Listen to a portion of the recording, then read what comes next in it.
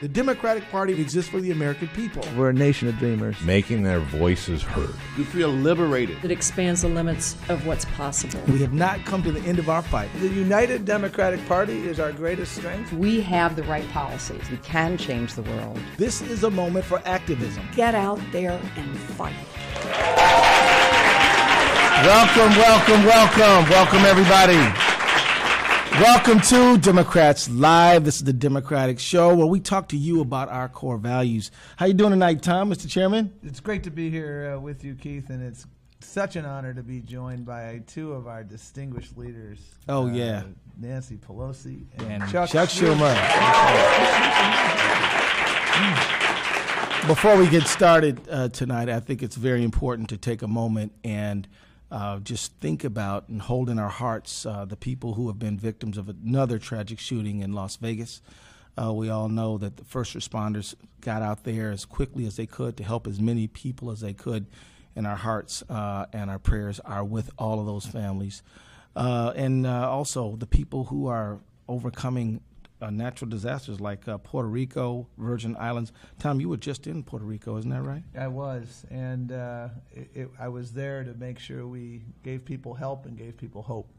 And people need our help desperately down there. I was in the south central part of the island where there's roughly 1 million people in metropolitan Ponce. And there was no FEMA presence when I was there, and that's roughly 2 weeks after. They have a size 12 need and a size 4 federal presence right now. We got to up our game as a federal government. I have great respect for all the first responders. We simply need more help there. And I vividly remember looking at a home that had been destroyed, and behind the home proudly stood the American flag. Yep. And they were saying, we were there to say, my fellow Americans, Resilience. we're there to help. And there was a telephone pole, and 60 feet up, impaled on the telephone pole, was a queen-size mattress. The house had been literally blown away, and the mattress was there. So the water was that high. The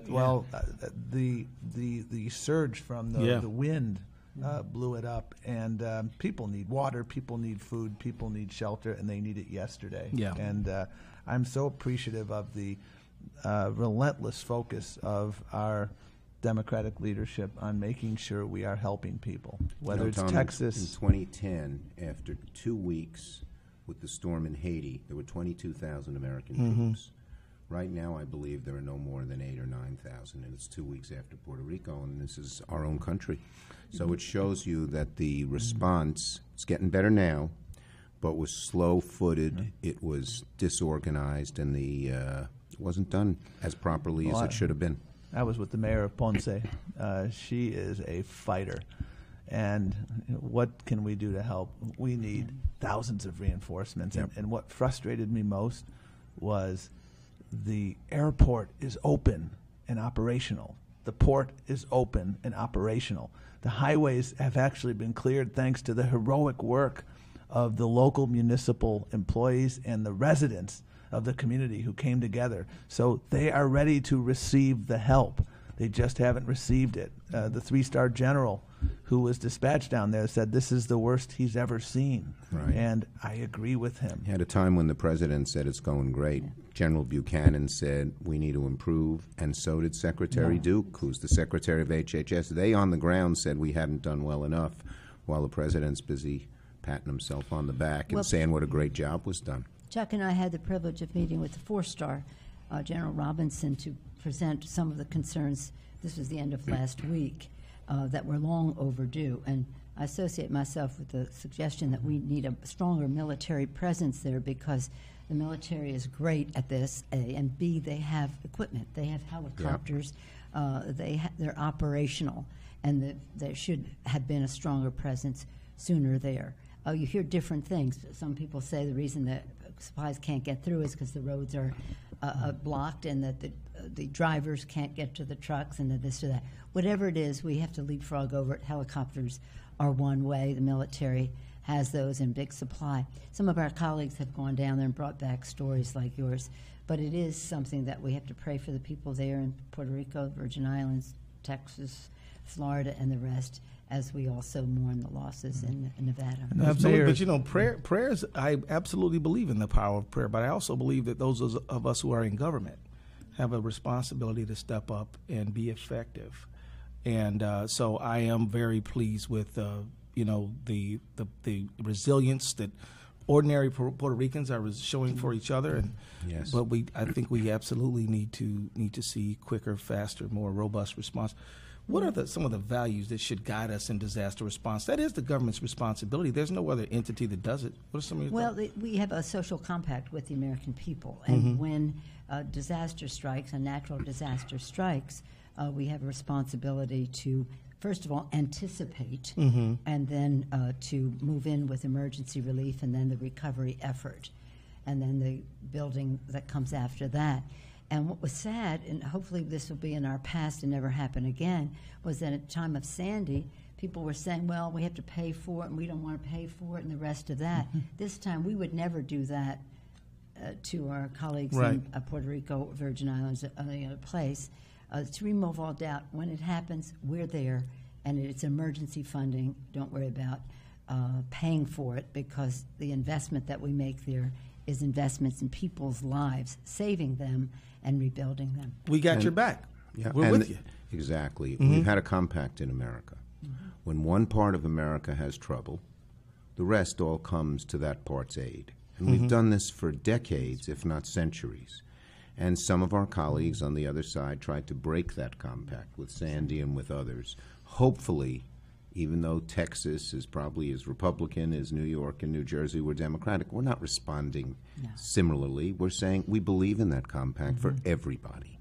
And so we've been, Nancy and I and the people we represent in the House and Senate are all for aid for Texas and for Florida. But we want to make sure Puerto Rico is treated in the same way by our colleagues and the Virgin Islands. I had personal experience with the Virgin Islands, a staffer of mine, wonderful fella.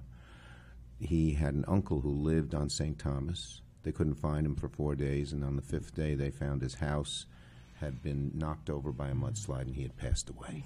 So it hit home in a personal way on all our staff, the tragedy, the horror, and the need for help. So these are the moments in Americans' lives when they need their government. These are the toughest times that any individual goes through. And it's so interesting. Some of the Texas congressmen who vehemently and senators who vehemently opposed the Sandy aid are now saying, no, we should give the aid. Maybe they'll learn. Well, maybe they'll learn next time when it's not Texas that as we responded to them, they will respond to other areas of the country that need help. In one other place in the West, we have a whole lot of wildfires. Wildfires, absolutely. In Montana, California, Oregon, Washington, and that should be part of the aid package, too. It has Absolutely. to be. Don't Has to forget be. about us. Don't forget about us. That's all I heard when I was in Puerto Rico, and I haven't been able to sleep since I got home. And when I hear a president say, well, you're kind of eating into my budget, I didn't hear that in Texas, and I didn't hear that in the aftermath of Florida. Let's assume for a moment that he was joking. I mean, he couldn't possibly have He meant wasn't that. joking. But let's for a moment hope for the best, prepare for the worst. Budget. This is the fight. The fight for the budget. The fight against the tax cuts that they have that benefit high-end people and corporate America at the expense of middle-class families and the expense of meeting the needs of people. That they would even bring up the word budget when they're down there is so ridiculous, as they're giving tax cuts again to the high end and to corporate America, and undoing the Affordable Care Act in the meantime. Well, you know, thank you, Leader Pelosi, for taking us there. That's where we're going next. They've unveiled a big tax package.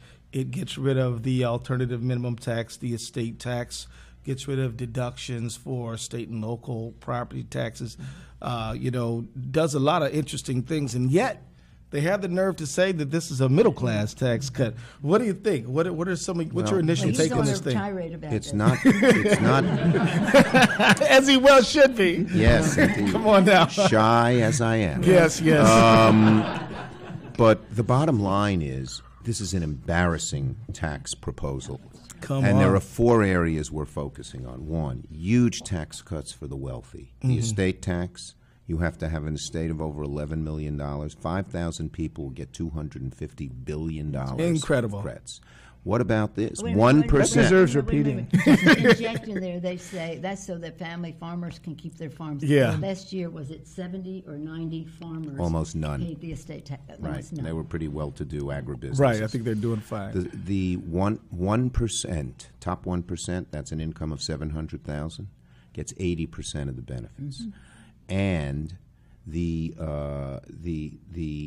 lower the top rate that the wealthiest people choose, and amazingly raise the lowest rate. So that's area one.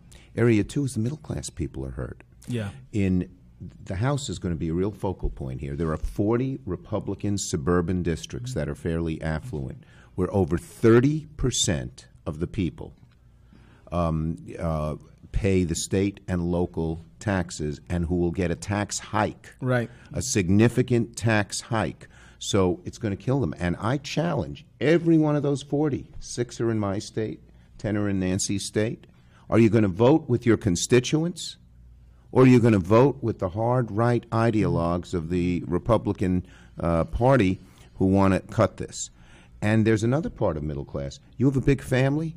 This tax bill is against big families. Right. I was joking. I said it's an anti-Mormon bill, it's an anti-Catholic bill, it's an anti-Orthodox Jewish bill. And there was a headline in the Salt Lake City newspaper, Bill Anti-Mormon. Why?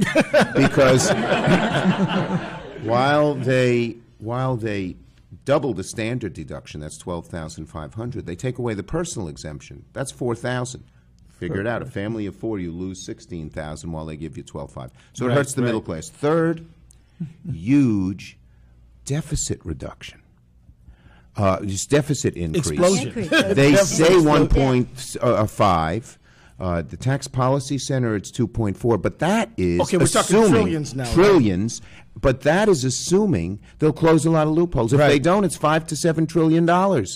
And many of my more moderate members feel that this is really going to hurt this proposal in their areas. And finally, and this was the big surprise, to pay for this, the tax cuts for the rich, $473 billion cut in Medicare, $1 trillion cut in Medicaid. So we like to say the two bills are sort of inverse. On the one hand, the health bill, they talked about health care and tried to sneak in tax cuts for the rich. On this one, they talk about tax cuts for the rich and try to sneak in cuts to health care. This bill will meet a similar fate as the previous health care bill because it will become so unpopular. But folks out there, only if you get the word out. That's right. They are embarrassed about it. They're lying about it. They say it's a middle-class bill. They say it doesn't increase the deficit. But if we have the same velocity, strength, conviction, and activity out on the streets and on the internet about this tax bill that we had about health care, it will go down. Well, Now, you on the were other all, hand- I was going to say, you were all over the place talking to community groups.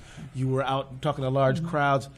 How important is it for the energy that we saw in the healthcare fight to be brought to this moment? Well, it is very important. Public sentiment is everything. That's what Abraham Lincoln said, and he was right. With it, you can do almost anything. Without it, almost nothing.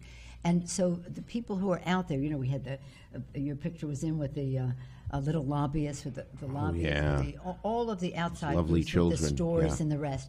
But in this, we talk about the tax and the leader talked about the unfairness of it all, but it also has a ramification in the budget. At the same time as they're doing the tax cuts, they're doing the budget, and in the budget is reflected all the cuts that they have to make in order to mitigate for some of the damage of their increase in the debt and the national debt. And it doesn't take care of it, but it's a tool. The tax cut is a tool to, as they say, starve the beast. They don't believe in governance. They don't believe in a public role in education and health care and protecting the environment. You name the subject, research at the National Institutes of Health, Department of Transportation, the State Department, cuts, all again to give tax cuts to the high end. One point that I want to make that connects the two is that we had Bruce Bartlett come before our Ways and Means Committee. You were there. For our listeners, tell them who Bruce Bartlett is. Bruce Bartlett is a person who was, Reagan. It's a joke. Pears, Bartlett pears. You ever hear of those? Keep your day job. Bruce Bartlett, maybe, I don't know. Bruce Bartlett was one of the economists that worked with Jack Kemp. He believed in supply-side economics. Right. He came before our committee. Now, he's one of them, one of the people who advocates for this. If you give tax cuts to the high end. He helped originate it. Stimulate your economy. He claimed He was like he a was David like gung-ho. Stockman. So, Right. Yeah, right. So he disciple. came and he said the following. When we did supply side, we never said it paid for itself. Right. And so he said, if they tell you that when you give tax cuts to the high end, trickle-down economics, the growth that it will produce is going to pay for it, that's not true. It's nonsense. In fact, he said it was BS, except to use the full 2 words. No. Yeah. Please. So, Workers have never heard a swear word. So, I mean, the point is they are taking us deeply in debt to the tune of trillions of dollars, not even counting the interest, cutting to, say, justify some of it over here. But, it's dumb. This is one of the dumbest, with stiff competition, mind you, but one of the dumbest things that they have done, which is to say we're going to cut education so we can reduce the deficit. Nothing brings more money to the Treasury than investments in education. That's right. Early childhood, K through 12, higher ed, lifetime learning. So it's an upside-down thing. It is not, to get to your words, a statement of values. Right. It's a And moral that's what this document. should be, is a And- moral It's a moral And document. let me make 2 points that follow up on what Nancy said. First, every group out there, even if you're not into tax policy, this jeopardizes your ability to get anything done. Come on. Because once they raise the deficit by these tax cuts for the rich and for the powerful corporations, they're going to say, we don't have enough money, not just for Social Security, Meals Medicare, on wheels. Medicaid, nutrition. lie heap. Hey, Eat. you're a road builder, you will get infrastructure cut. You're a college kid, there will be less money for student loans across the board. And on the growth theory that Nancy mentioned, we Sure. have proof, recent proof. Charles Koch lives in Wichita, Kansas, and he runs that state. So with the new governor he helped elect, who used to be my colleague, Sam Brownback, Kansas slashed taxes. He did. And they said that is going to increase our income by $300 million and everything will be great. And it'll grow the economy. Here's what happened. It so hurt Kansas, they had to consider having school 4 days a week. That's right. Yeah. And they had to not only restore these programs, they had to raise taxes. So this was, and then they said it'll cause growth. Well, last year the U.S. economy grew at 1.6%. Kansas grew at 0.2%. Kansas is living proof of what Bruce Bartlett said, that this is bull, whatever the last word is. Right. So I guess trickle down does not work. No, Does not work. It never has. Yeah. It has never worked. It is even our former speaker, Mr. Boehner, said when we said trickle down, he said trickle down. If it creates jobs, that would be good. If it doesn't, so be it. That's the free market. But all it has done is increase the debt, the national debt. And Harry Truman said it. It happened Yeah. under George W. Bush. I mean, it's historically a failure. And this idea that big corporations, corporate America, the top corporations, are flush with money. They have more than ever before. Their tax rate is 16%, not 35, 16, because they use all the loopholes. That's their effective tax rate. That's their effective tax rate. If they're not creating jobs now, if you're going to give them more money through a tax cut, they're not going to create jobs. And the one I like to use is AT&T. They're lobbying heavily. They need a tax cut. AT&T, their effective tax rate over the last 10 years was 8%. Wow. And they cut 80,000 jobs. This is all bunk, Well, self-serving bunk that these hard-right, Koch brother-funded think tanks put out and try to brainwash people. It's false. Well, you know what they do, Chuck, is they buy each other up. I mean, we're Yeah, driving they buy mergers them. with this extra money, Right. which is part of the better deal. There it yeah. is, the better there you deal. go. Yeah, we Better can. deal. Yeah. But I just Folks, before we don't get- forget the better deal. And it is not a better deal, just to further Chuck's points about the tax cut. Corporate America will get about $2.6 trillion in tax cuts. Imagine. I mean, it's appalling. Middle-income families will lose about $480 billion. They'll pay more. Corporate America pays less. And that's what they think is a statement of our values. And it is, again, taking it to we think a better deal, better jobs, better wages, better future. Very important. And part of it is higher pay, lower cost, tools for the 21st century, how we equip people so that everybody feels a part of what comes next. In order to do that, though, we need a budget that invests in education and research and development and how to build infrastructure around the whole country.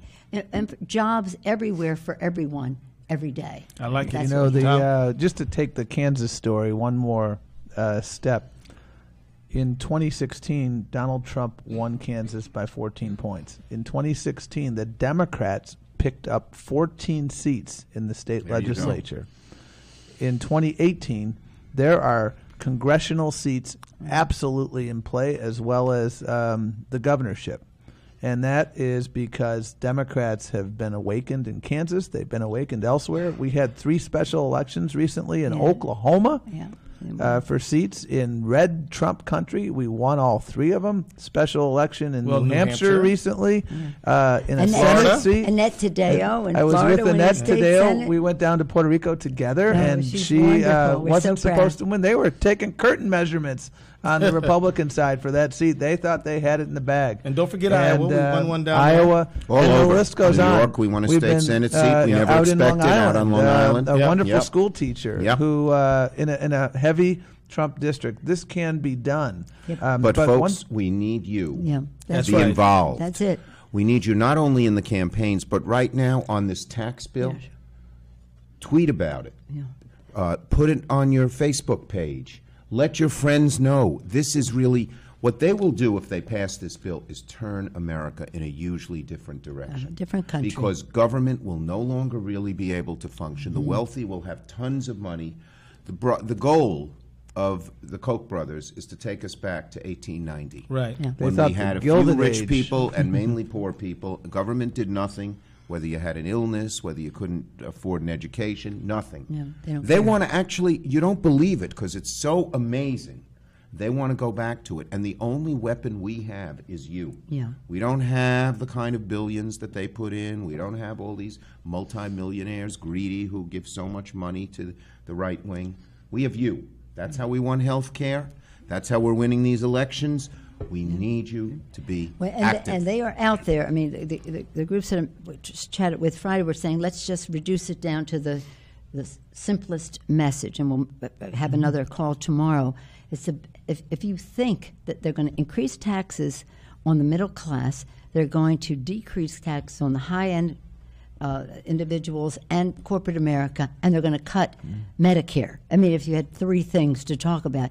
But everybody will see how it fits into their own communities. But it is how we would never have won the health care without the grassroots organizations that do this. But let me just say another thing.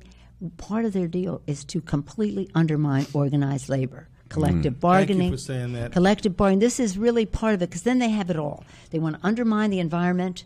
That's it. They don't believe in climate issue. They want to undermine environmental community activities. They want to undermine organized labor. They want to in a court case they're trying to bring up right now. The Janus case. As a matter of fact, Lee Saunders talked quite a bit about that important case, which would basically get rid. You'll be able to benefit from a union without paying any dues. Right. And if we, one of the ways that we created a middle class in America was unions. That's right. One of the reasons the middle class is suffering right now is the decline of unions, particularly in the private sector. Our public sector unions are strong. So what does the hard right do? They come up with this bogus court case, but because they're able to put a lot of people on the bench, it's now at the Supreme Court level and could really hurt Yeah. Unions like AFSCME, like SEIU, teachers unions. like teachers. Well, and it's once they're terrible. done- and once it they're will, done with that- it will make America. It would be Weaker. such a It will terrible make thing America weaker. for the middle class and working Yeah. people and people trying to get there. Well, and make no mistake about it, when they complete that attack on public sector unions, go they to will private, turn to you bet. private sector Yeah. unions. Have a case on that, too. And there was a study that came out a couple months ago looking at income inequality in the 20th century. Income inequality in the 20th century was at its lowest when labor union It's at their density was at highest. its highest. Yeah. And that Well, is not yeah. correlation, that is causation. And this We is know- our labor secretary, former. He knows. Right. He ought to know. Yes. Well, we always believe that, and as President Obama said, the middle class has a union label on it. Amen. Labor movement built. So I would into like to that. talk a little bit about another critical issue, talking about the people, this issue of the dreamers. Where do we stand on this issue? What is the Democratic position on Well, fighting for as the you know, dreamers? Leader Pelosi and I were invited to the White House by the president.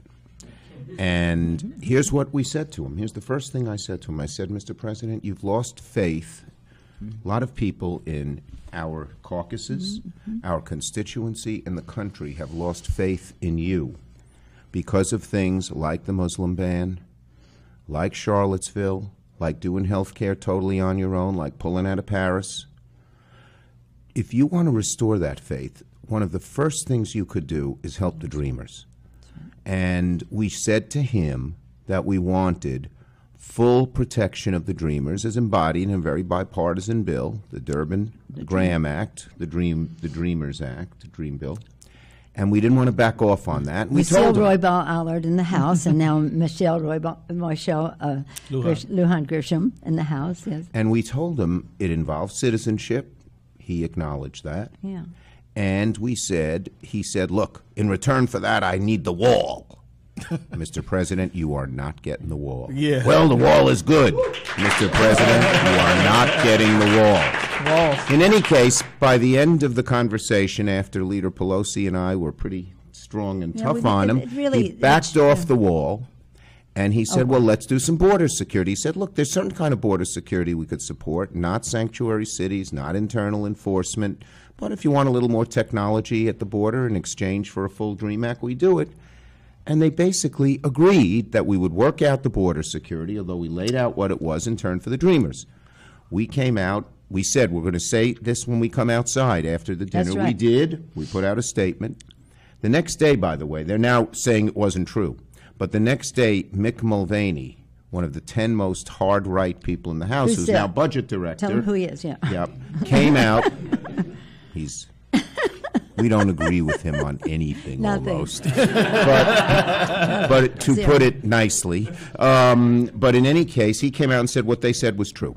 Okay? Yeah. So there was proof positive the day after. Then he got, the president and his White House folks got tons of criticism from the hard right who hate the They called him dreamers. Amnesty Don. They called him right. The right wing went after him. So they're worried. They're backing off. So last night we heard, this was current, of course this is not going to be on immediately, but this is Monday we heard that the president met with Republican congressmen and senators and said, I'm going to back off. Well, who knows? They reported that. You know what we say to the president? If you're going to back off, you tell us. You made a commitment. We had an agreement. You tell us and tell the American people you're backing off this. We'll see what happens. By the time you hear this broadcast, we may know what happens. But we have to get this done, and a moral the imperative. president knows that he has to get this done. And Chuck, as he described it, this is a threshold issue. It is bigger than itself. It's a very important issue, but it's about a statement of values again. right. Moral And issue. as Chuck read, as reading off those, not reading, but Listing. giving that litany of Yeah. concerns. Bill of particulars. The right. bill of particulars. Thank you, Chuck. He made it clear to the president that we are not there to do anything else until you come to agreement on this. And that was really quite clear. So what's going to happen? I think the president knows that we have to protect the dreamers. What price they might try to exact, we can only go so far. And then he knows that. But hopefully we're not leaving here until it's done. So And we have a good opportunity, even if the president doesn't do it, in December, because of the first agreement we had, where the debt ceiling and the funding for the government all expire at the same time, and they're in pretty hot water if they let the debt ceiling expire, if they don't fund the government, we'll have some leverage. And at the very top of our list is the full Dreamer bill. Except we'd like to do it sooner. Yes. If we could. And part of how we can do it sooner is to have the leverage later. Yeah. So we have a few questions that folks called in and want to ask about. Heather, what do you got for us? Sure. This first question comes from James in our audience, actually as a follow-up to the meeting that you were just talking about. And he said, how has the nature of compromise changed with such an unpredictable president?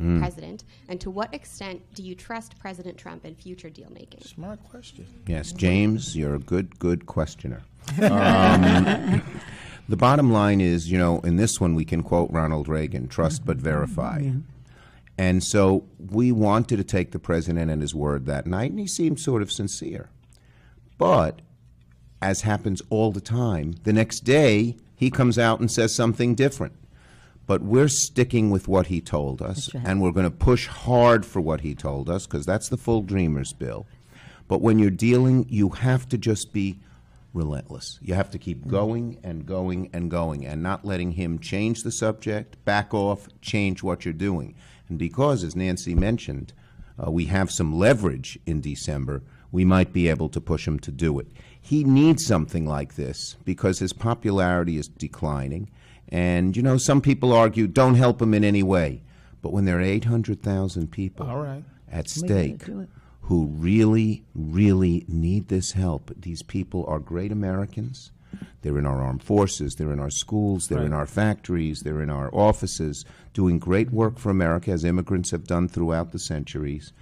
We have a moral obligation to get this done, and if we can do it in a way that helps them, not in a half-baked way, if any of them offer that, we'll get it done. And if I just may say, in addition to that, the American people have embraced the Dreamers. Yes. So the president was not agreeing with us because of Chuck's good table manners. Well, that would be whatever they might be.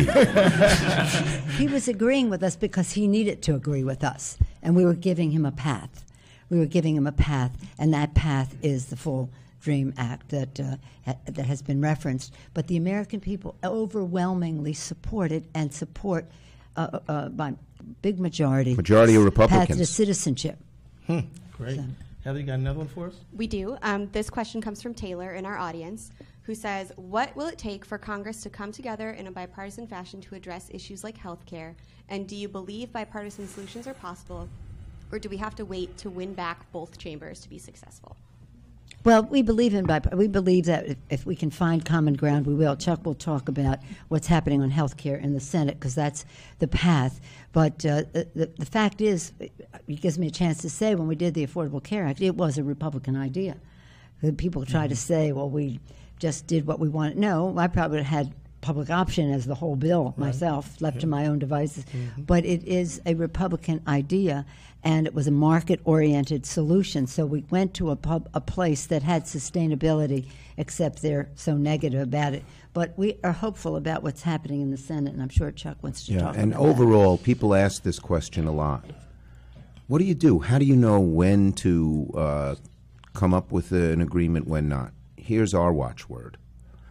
We're not going to obstruct for its own sake, as Mitch McConnell did. Too many people need too much help. But we're not going to compromise for its own sake either, just so we can say, oh, we're coming together in a bipartisan way. We are guided by our values. If a compromise can preserve those values, if we can come together without sacrificing our values, we'll do it. We're guided by basically an internal gyroscope of what's right and what's wrong. And that serves you well. The higher up you go in politics, the fiercer the winds blow.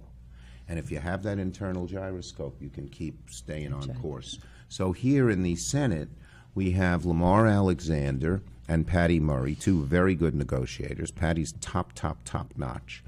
And they are trying to come up, now that we have defeated replace and repeal on health care, they're trying to do something to improve it. And even those in Republican states know they need to improve it, because the administration the late Mr. Price. I'm glad he's out of there. He's not a nice man. Let me agree But a with you on fiscal that. conservative. Yeah. Except on airplanes. Except on airplanes. But so He's not the only one. You got Yeah. Mnuchin, you got a bunch of other ones. So they're trying to sabotage it. We need to not let them sabotage it, particularly by giving these cost-sharing things out, which will keep premiums down and increase coverage, improve ACA. Yeah. And we're trying to get that done. Honor it, too. Yeah, honor it. And they say, well, the states need some more flexibility. Now, Patty has said, and we're backing her up all the way, flexibility, fine, but not if it sacrifices women's health, essential health benefits, the fact that poor people need the help. And we'll see what happens. I do think Lamar Alexander's sincere. Whether when he was getting close to an agreement before the repeal and replace, Ryan, McConnell, and Trump pulled him off it. Yeah. We'll see what happens. But our motto in the House is, and for Democrats, is we have a responsibility to the American people to seek our common ground. If we can't find it, we must stand our ground. But we have to try to find solutions that meet the needs of the people and unify the country. There are some out there who think that the battle to repeal the Affordable Care Act is in the rearview mirror. What do you have to say to those? No. This is a constant ongoing fight. As Chuck said earlier, first they had a health care bill that was a tax bill disguised as a health care bill. Now they have a tax bill that is a health care repeal bill disguised as a tax bill. They can't say what it is because no one will like what it actually is in either case. But in addition to that, every step of the way, for example, right now we're having the fight over community health centers and S-CHIP, 9 million children on children's health insurance programs, state children's health program, and they're in that trying to say, well, we have to pay for it by taking the money from the Affordable Care Act. So this fight goes on. It goes on in appropriations and withholding funds for outreach and just meeting the need, honoring some of the provisions of the Affordable Care Act that are in effect now. So it's an ongoing fight. Make no mistake about it. It's ideological with them that they do not want to provide health care for all Americans. Chuck Grassley said one of the most remarkable things I've heard in the last 6 months. Yeah. I think he said, I can find 10 important things wrong with it, but we kind of said that we were going to go for it, so I guess we got to vote for it. He basically said this bill is an awful bill, but we promised to pass it. That's great logic.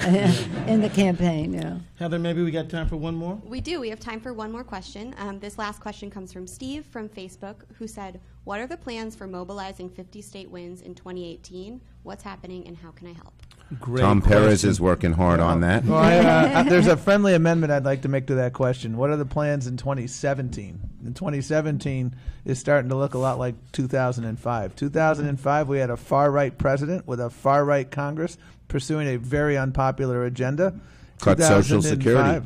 Just He like wanted now. to privatize Social Security. And 2005 was the last time we won the governorships in both New Jersey and Virginia, and we know what happened in 2006, and then we know what happened in 2008. And we are making great strides toward that end. I think we're well poised in both New Jersey and Virginia. We've made 7-figure investments in Virginia. We've got 2 great candidates for governor in both states, but we're not simply fighting to help the governors win.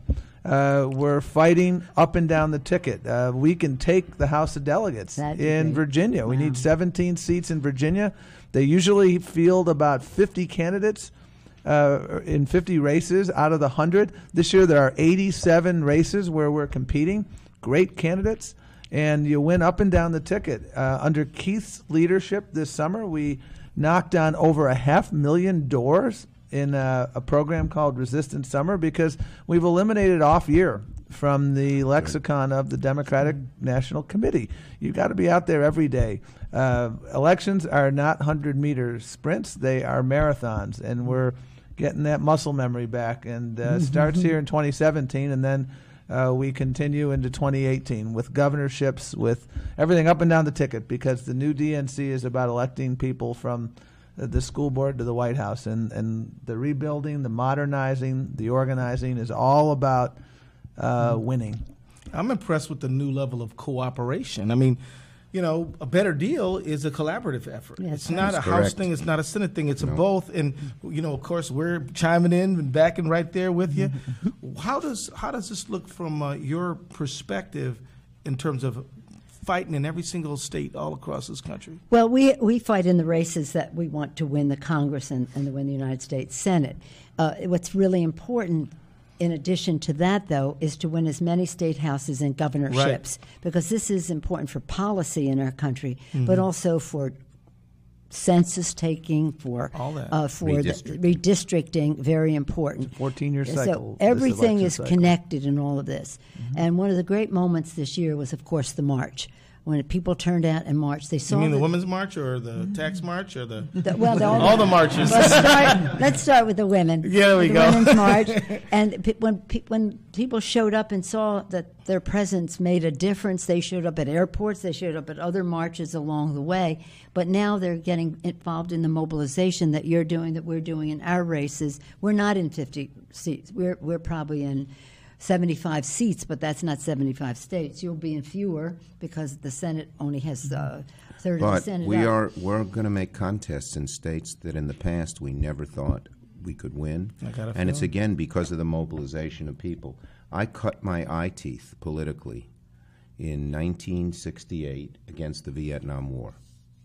And there was a very powerful president then, Lyndon Johnson. And we went to the streets and we protested, mainly young people. And lo and behold, I worked hard in the New Hampshire primary where a man named Eugene McCarthy ran on an anti-war From Minnesota. platform from Minnesota. By the way, I hope the Yankees beat the Twins Oh tonight. no, hey, we're Keith. going to be in there tough. We got Santana But on in the any mound case, there, Chuck. that's true. In any case, we toppled Lyndon Johnson. And after the New Hampshire primary, because of the power in the streets, Lyndon Johnson said he wasn't going to run again because on Vietnam the people were against him. I have never seen such power, such passion, such energy, such activity in the streets till this year that equaled that happened in Vietnam. So we can win a whole lot of races. If people turn some of their energy not just to protesting, important as that is on the issues, but then to candidates who they believe That's in right. in terms of the issues. We can win in places that we never imagined winning in even a year or two ago. So I just urge that activity to continue everywhere in the country. Chuck is speaking about the motivation. There was a message, there was a purpose. And our folks, with all the energy and enthusiasm that they have, we want them to mobilize around a message of a better deal. All right. and you know what? That's right. She's on message. Hey, She's on message. So, Leader Pelosi, Leader Schumer, Mr. Chairman, this has been a wonderful hour talking about our core democratic values, talking about disaster relief, talking about taxation, talking about DACA, all these things that unite us as Democrats. So thank you for the hard work you're pleasure. doing. We're here. We're in it with you. You're in it with us. We're going to get this thing done for the American people. And that's all the time we got. But thank tonight. you. So Thank much you, for Mr. being Chairman. here. Thank you, Great honor DNC. to have you. Thank you.